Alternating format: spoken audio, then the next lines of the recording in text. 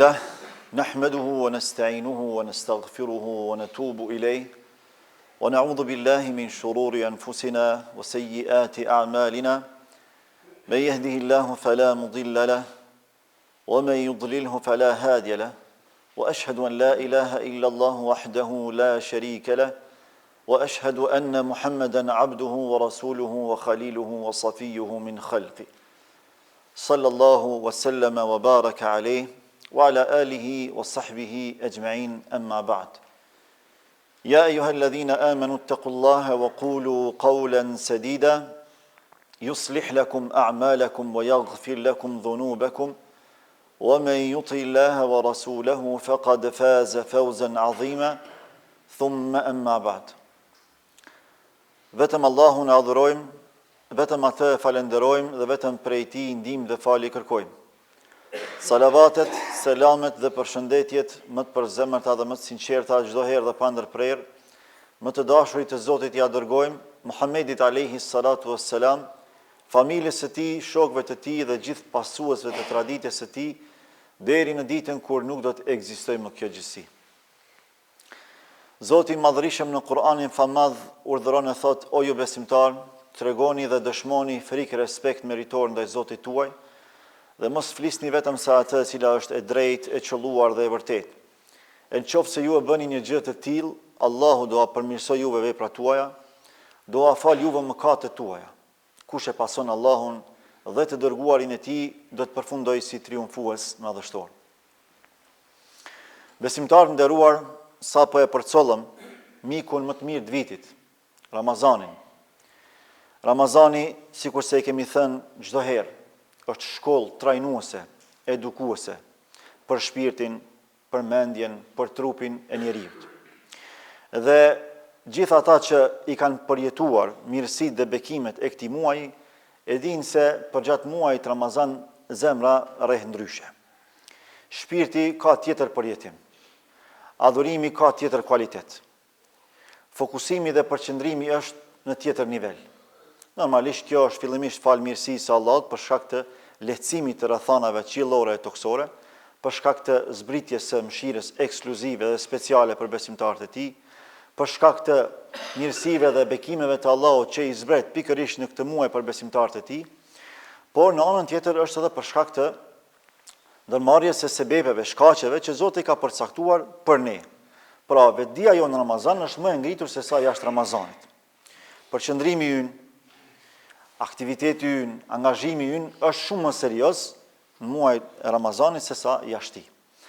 Gjë që tregon për vullnetin dhe dëshirën, njëherë edhe kapacitetin ton, që kur duam mund bëjmë. Por nëse ne duam sinqerisht për ta ndryshuar komplet rrjedhën tonë jetësore, mund ta bëjmë një gjë të tillë. Nëse ne i thirrim mendjet tona, edhe rikthehemi në origjinën e besimit, në origjinën e përkushtimit, në origjinën e përmbushjes së përgjegjësive tona ka shi Allahut, atëherë rezultati është i pashmangshëm. Është i pakontestueshëm. Prandaj edhe vije Ramazani, për me na rikthy në normalitet. Jo në normalitetin që ne e mendojmë, por në normalitetin që Allahu e kërkon. Dhe unë jam i bindur që ende i kemi ato emocionet, gëzimet e përjetimit të ibadeteve karshi Allahut, gëzimin e përfundimit këtij muaji suksesshëm, lumturinë për brenda zemrave tona që ja dolëm me ndihmën e Allahut dhe nuk u korritëm me Zotin, por para se ta pyesim njëri tjetrin se si kaluam në Ramazan, mendoj se duhet ta pyesim me një pyetje shumë më të thellë, shumë më vetëdijsuese. Çfarë na mbeti nga Ramazani? Personalisht këtë pyetje ja bëj vetes çdo Ramazan. Çfarë të mbeti nga Ramazani? Sepse realisht Ramazani vije për të marrur kapitalin kryesor, devocional, dhe për ta kultivuar atë gjatë gjithë vitit pastaj. Pra nuk është diçka formale.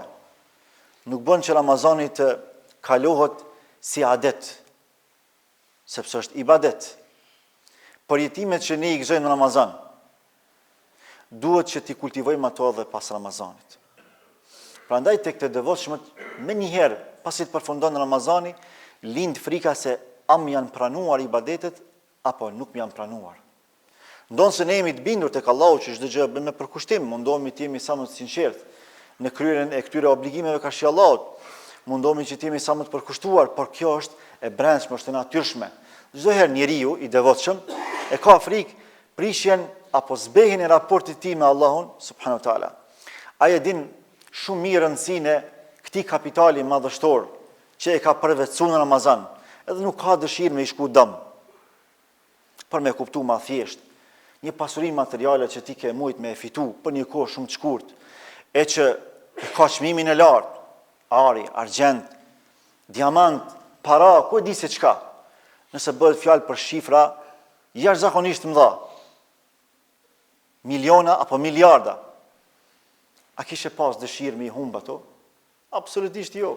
Kishe me këshyrë me i rujt ato, me i shpenzu ku duhet e me i investu ku është vendi sa ma profitabil, projektet sa ma dobiprurse, ose ma e pakta kishe me i rujt maksimalisht madje dhe pe antarve ma të afërt familjes, jo që s'ju beson, po i friksohesh pa kujdesis.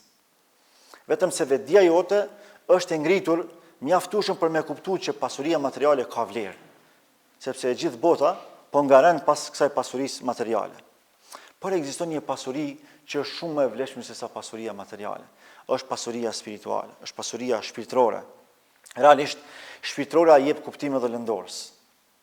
Prandaj, gjithë të kapital prej kësaj pasurie shpirtërore që ne e përvetësuam për gjatë këtij muaji të bekuar, duhet ta ruajmë me fanatizmin më të madh që ekziston. Me kujdesin maksimal, madje edhe shumë më të madh se sa ndaj pasurive materiale. Për arsye se kjo është e përhershme. Pasuria e shpirtit është e përhershme. Pasuria e trupit, pasuria e xhepit është e përkohshme. Ekziston aq sa të ekzistojë krijesa njerëzore. Në momentin që shkatrohet kjo dynja, nuk mbetet më asgjë prej saj. Realisht, e gjithë kjo pasuri është krijuar për të shërbyer njeriu për nevojat e shpirtit, m'ia lehtësoj nevojat e shpirtit. Si mjet, jo si qëllim. Dhe Ramazani vije dhe na tregon që o njeri, o besimtari i Allahut, ti duhet përqendrohesh në pasuritë e shpirtit para pasurisë trupit, para pasurive materiale, sepse kjo jep kuptim jetës tënde. Andaj ktheu tek Allahu. Prandaj agjërimi, namazi, sadakaja, dhikri, leximi i Kuranit që bëhet në Ramazan, neve na rikthen këtë besim, e që realisht është rikthim në realitet. E këta të devotshëm e kanë frikë Allahun edhe kur i kryjnë punë suksesshëm. Dhe kjo është prej përkushtimit tyre serioz që e kanë pas, po në anën tjetër edhe prej frikës nga humbja e shpërblimit madhor, pas gjithë atij investimi që e kanë bërë. Allahu këtë po e tregon në Kur'an duke thonë: "Walladhina yu'tuna ma atau wa qulubuhum wajilatun." Edhe ata të cilët kur japin, këtu përmendet dhënia e pasurisë materiale, pra dorëdhënia për hir të Allahut, por paralel me të pastaj përfshihet çdo vepër e mirë, çdo ibadet, adhurim ndaj Allahut. Ata edhe kur japin, edhe kur i kryjnë punë shumë mirë, prapë kanë një lloj doze të frikës se mos vallë s'pon pranohen këto vepra, për shkak të sinqeritetit për kushtim, për shkak se në zemrat e tyre s'ka mendim madhsi. Mendje madhe thotë, sigurt e kam të pranuar se e di çka kam bë. I sinqerti, i përkushtuari, i thjeshti, modesti karshi Allahut, edhe kur i përmbush gjitha përgjegjësitë maksimale, prapë çështën ja dorëzon Allahut. Nuk ja atribon aftësive të veta, mundësive të veta, por çdo herë Allahut, sepse ne nuk i dim as fshehtsitë tona të brendshme. Ne nuk e dim as zemrën tonë. Nuk e dim madje as a e kemi rujt një jetën e pastër që e kemi nis apo se kemi rujt. Këtë di vetëm Allahu. Prandaj ne çështjet ja dorëzojmë Allahut. O Allah, unë i bona krejt çka pata mundësi. Këtë qështim them unë mundova me i përmbush përgjegjësitë e mia karshi teje, por ti e din se ai kam të pranuar, po ta dorëzoj ty. E Aisha është çudit kur e ka dëgjuar këtë komentim të këtij ajeti nga pejgamberi Allahut sallallahu alaihi wasallam, i ka thonë: "Ja Rasulullah, a është fjala për gjunaqar?" Sepse ka menduar që gjunaqar duhet mutut kur ti bëjnë veprat e mira edhe s'ju pranohen. Pse? Gjunahu duhet të jetë pengesë për mos me tu pranuar vepra e mirë. Parimisht, logjikisht ashtu duhet me qenë. Por Allahu këtu po flet për një nivel tjetër besimtarësh. Po flet për nivelin më të lartë besimtarë. Po thot, jo, pejgamberi Allah po thot, jo, Aisha, jo, o e bia e sidikut, sinqertit. Dhe fjala është për ata që falen, që agjerojnë, që japin sadak, të cilët edhe kur i kryejnë këto vepra të mira, prap kanë frikë se mos vallë s'kan më pranuar tek Allahu. Për shkak të sinqeritetit në veprim edhe për shkak të asaj se ata nuk dëshirojnë me humb atë që e kanë ndërtuar me mund, nga se e dinë që çdo gjë vije prej Allahut dhe çdo gjë pranohet vetëm prej Allahut subhanahu wa taala. Por Allahu na ka qetësuar shpirtin. Allahu nuk la hapësirë dilemash, dyshimesh, frikrash. Allah thot inna ma yataqabbalu Allahu minal muttaqin. Allahu i pranon veprat e të devotshmëve. Nëse e ke bërë sinqerisht për Allah, dije se Allah ta ka pranuar. Nëse e ke bërë për takimin me Allahun nesër e për hyrjen në xhenet me pejgamberin e tij Muhammedin sallallahu alaihi wasallam, ti je i bindur se e ke pranuar tek Allahu. Ama ti ruje këtë çështje. Ruje këtë ndjenjë të frikës se mos vallë nuk kanë më pranuar vepra. Pse? Kjo të mban vigjilent, të përkushtuar. Kjo nuk lejon që ti me ul standardin e përkushtimit edhe të devotshmërisë së përgjithshme. Por përkundrazi kjo të bën ty me shtu edhe më tepër intensitetin devocional. Karshi Allahu subhanahu wa taala. Pastaj Allahu na tregon se ekzistojnë disa njerëz që gjithë ato që e kanë ndërtuar, pe vlerave, pe mirësive, gjithë ato ibadete që kanë mujt me i kry, mund shumë lehtë me i prish, me i shkatru. Wala takunu kallati naqadat ghazlaha min ba'di quwwatin ankatha. Allah thot, mos u bëni sikur sa ajo gruaja e cila e prish fillin pasi që e ka forcuar atë. Ka qenë në grua në Mekë, e cila ka punuar shumë punë dore të bukura, punë artizanale. Edhe e keni parasysh me lesht shprishur qysh nanat kanë punë jashtëzakonisht bukura dhe punojnë disa prej tyre edhe sot. Edhe ato që e kanë ndërtuar me bukuri të jashtëzakonshme e ka prish. E ka ngrej fillin e lampshit edhe e ka prish pas një nevojë. Ka thonë mos u bëni sikur sa ajo gruaja që ato që e ka ndërtuar, e ka forcuar jashtëzakonisht mirë me punën e saj të mrekullueshme, e ka prish pas një arsye. Pra, Allahu dëshiron të na tregojë se ekzistojnë edhe shkatrimet shpirtërore, pa atë që ke mujt me ndërtuti për gjatë një muaji, gjithë atë lodhje, atë angazhim që ke bërë për hir të Allahut, nëse nuk e ruan e shkatron. Nëse nuk e ruan e shkatron. Pra Allahu dëshiron të na tregojë se ne nuk duhet të jemi besimtar sezonal. Ndjenja e përjetimit Ramazanit nuk duhet të jetë sezonale, por e përhershme, deri në frymën e fundit. Për arsye se përgjegjësitë i kemi të përhershme.